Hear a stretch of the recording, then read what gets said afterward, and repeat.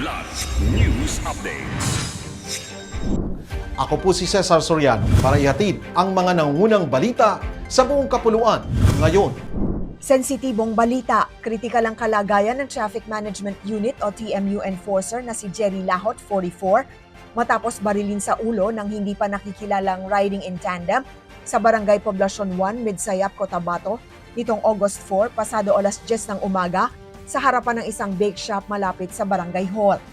Kita sa CCTV na nakatayo ang biktima na ayon sa pulisya ay nagbabantay sa mga motorsiklong nahuli sa traffic operation nang lapitan at barilin sa likod si Lahot. Agad na inilunsad ng Midsayap Municipal Police Station ang hot pursuit operation at nire-review ang CCTV footage upang matukoy ang mga salarin. Mariing kinondena ni Mayor Rolly Sacdalan ang insidente, nagpahayag ng buong suporta sa mga traffic enforcer at nanawagang sumunod sa batas trapiko ang lahat ng motorista.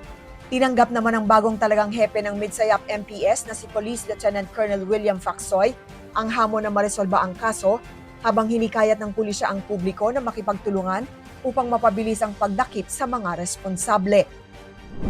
Dalawang aktibong pulis Caloocan ang inaresto ng kanilang mga kabaro sa buy-bust operation dahil sa umano'y illegal na bentahan ng baril.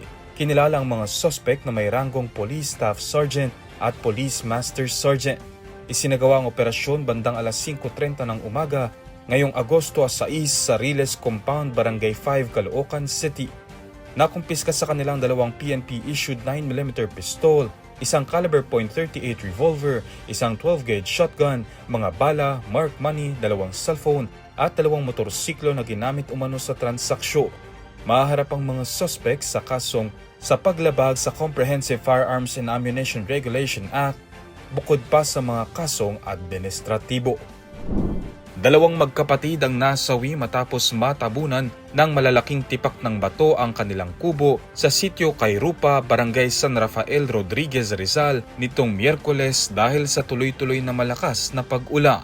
Ayon sa mga otoridad, nagluluto ng tanghalian ang mga biktima nang gumuho ang mga bato mula sa kalapit na Mount Binakayan at tumama sa kanilang kubo. Agad namang rumesponde ang mga tauhan ng barangay, MDRRMO at pulisya upang mahanap at mailabas ang mga bangka.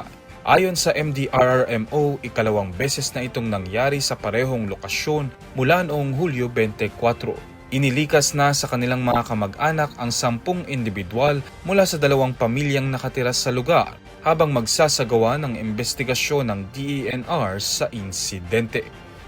Ako po si Cesar Soriano, kasama nyo sa bawat pagputo ng balita.